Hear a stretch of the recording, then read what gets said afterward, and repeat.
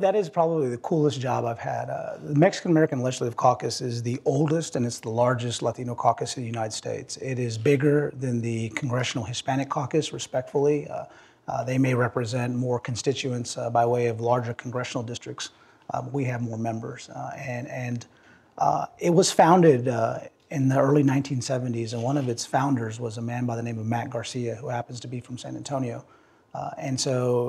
Growing up in San Antonio and social movement politics, I mean, Matt Garcia is a household name for social change and civil justice.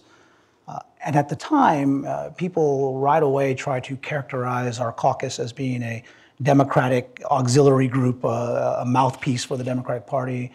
Mexican American Legislative Caucus was formed specifically to protect Hispanics from the Democratic Party. This was the 1970s. This is when the Democratic Party ran everything. And the handful of Hispanic members of the legislature didn't really feel like they were getting a fair shake when it came to committees and when it came to legislative priorities and funding priorities for certain parts of Texas. And when they formed this caucus in 1973, they had one goal and one goal only.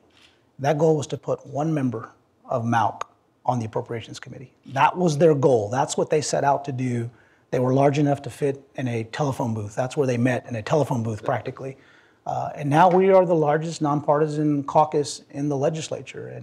And I have the distinct advantage of knowing that with my caucus in the mid-40s in terms of population, membership-wise, when it comes to legislation, you know, your goal is to get to 76. My goal is to pick up 30 more votes.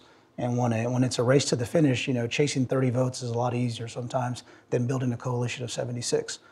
And so it's a great organization, but I'd like people to know that we are not just a one-trick pony, and that's sort of been my personal issue, that yes, we are a civil and social justice organization, and we will never, you know, that is our legacy, that's who we are.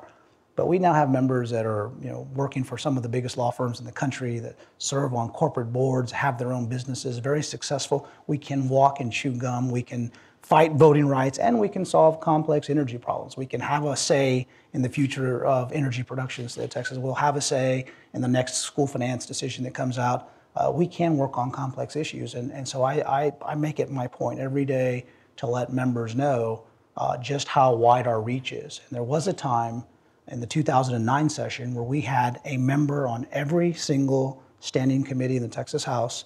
We had 9 chairmen and women, and we had 17 chairmen and women. No other caucus had that kind of reach, and I was very proud about that.